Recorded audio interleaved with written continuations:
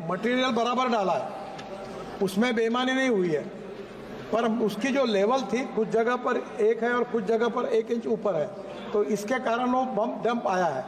तो मटेरियल है वो उतना ही है, पर उसके काम में जिस प्रकार की चिंता करनी चाहिए उसमें थोड़ा निग्लिजेंस है।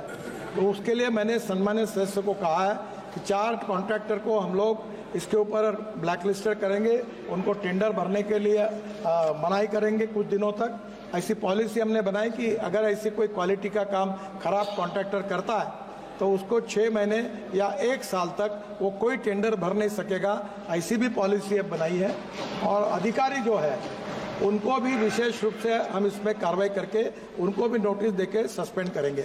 और इसके बारे में किसी की, मैं आपको बहुत बताना चाहता हूँ, आदरणीय मोदी जी के नेतृत्व में हमारी सरकार ने और मेरे विभाग ने 50 लाख करोड़ रुपए के काम किए।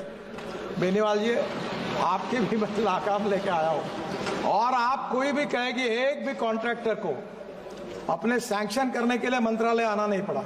हम ट्रांसपेरेंट है, टाइम बाउंड है, रिजल्ट ओरिएंटेड है। मैं उसका उल्लेख नहीं करना चाहता, पर मैं पब्लिक सभा में कह चुका हूँ कि कॉन्ट्रैक्ट अगर ठीक नहीं काम करेगा तो बुलडोजर के नीचे उसको डलवा देंगे, याद रखना। यहाँ तक लोगों को समझा है। और मुझे मालूम है कि ये कॉन्ट्रैक्टर को अभी आप देखो इस साल कैसे ब्लैक लिस्टेड होते हैं, इनको बिल्कुल ठोक पीट करके सीधा कर दें। हम किसी के साथ कॉम्प्रोमाइज नहीं करेंगे। श्री अमराराम जी। मंत्री जी 150 आदमी मरे 1 साल के अंदर, 150 लोग सर, 150 लोग मरे सर। ये गलत, ये थोड़ा सा मैं सुधार देता हूँ, 150 नहीं, एक जगह नहीं, एक जगह 150 मरे साहब। पहली बात, इस रोड के इसके कारण, माननीय सदस्य पीठ पीछे करके, माननीय अध्यक्ष महोदय, ये सड़क में इसके कारण एक्सीडेंट हुआ, ऐसी नोंद नहीं हुई है। हमारे देश में 1.5 लाख लोग मरते थे, 5 लाख एक्सीडेंट होते थे। सम्मानीय सदस्य 150 की बात कर रहे हैं, मैं इसलिए दुखी हूँ। 1,68,000 लोग मरे, जो कोई दंगे में नहीं मरे हैं, जो कोई लड़ाई में नहीं मरे हैं। और मैं सदन से सबको आह्वान करना चाहता हूँ कि हर मेंबर ऑफ पार्लियामेंट की अध्यक्षता में हमने रोड सेफ्टी कमेटी अपॉइंट की है। 40,000 करोड़ ब्लैक स्पॉट के लिए डाले। मेरा खुद का एक्सीडेंट हो गया, मेरा 4 बार पैर टूटा है 4 जगह पर। मैं आह्वान करता हूं कि ये बहुत गंभीर समस्या है, इसके अलग अलग कारण है, उसकी चर्चा कहीं ना कहीं जब होगी तो होगी। पर मैं आपके मार्फत सभी सम्मानीय सदस्यों को आह्वान करता हूं कि ये जो मरने वाले 18 से 34 वयोगट में 60% लड़के लड़कियां हैं, और इनको बचाने के लिए आपकी अध्यक्षता में जो कमेटी है, आपके जिले में ब्लैक स्पॉट, इसका रेक्टिफिकेशन, इसमें आप सहयोग करिए। और इस रोड पर भी कोई एक्सीडेंट अगर इसके कारण अभी तक नोंद नहीं हुई है, फिर भी इसकी चिंता करेंगे।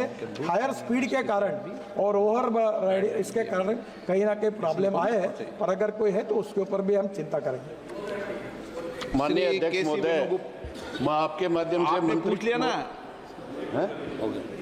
सब, ये सेकंड नंबर में सप्लीमेंट्री नहीं पूछ जाती। पूछा ही नहीं साहब। अध्यक्ष महोदय, मैं तो मान बेनीवाल जी का दिया है। अच्छा, माननीय अध्यक्ष महोदय, मैं आपके माध्यम से मंत्री महोदय से एक तो जानना चाहूंगा कि इस एक्सप्रेस हाईवे में पर किलोमीटर क्या लागत आई है। दूसरा, 4 महीने पहले ये हाईवे टूट गया और अभी आप करें अनुबंध के समझौते के अनुसार, प्रावधानों के अनुसार हम उन पे कार्रवाई करेंगे। 4 महीने में कार्रवाई नहीं हुई तो कितना समय लगेगा कार्रवाई पे?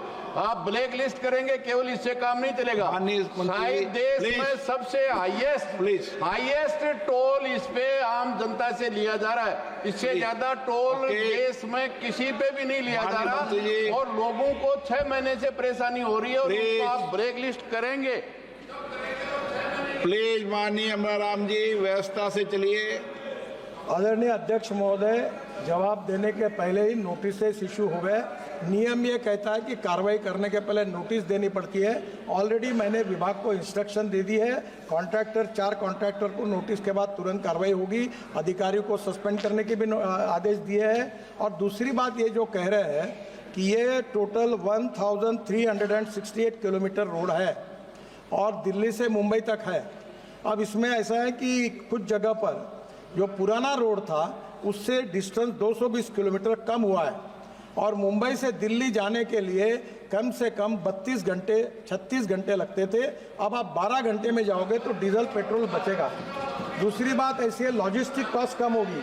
एक ट्रक को मुंबई जाने के लिए 3 दिन लगते थे, अब वो काम 18 घंटे या 20 घंटे में होगा। तो ट्रक ज़्यादा फेरी मारेगा तो कॉस्ट बचेगी। अब ये पब्लिक प्राइवेट इन्वेस्टमेंट में मार्केट से पैसा खड़ा करके रोड किए, तो उसका टोल है। इसके ऊपर भी अभी हम लोग गंभीरता से सोच रहे हैं, अध्ययन चल रहा है, और अगले सेशन के पहले आपको कोई टोल नाका नहीं रहेगा, कहीं रुकने को नहीं पड़ेगा। ऐसी नई सिस्टम, वर्ल्ड की बेस्ट टेक्नोलॉजी उसके ऊपर काम कर रहे हैं, वो लागू होगी। और कम से कम जितना आप प्रवास करोगे उतना ही टोल लगेगा, पूरा टोल नहीं लगेगा।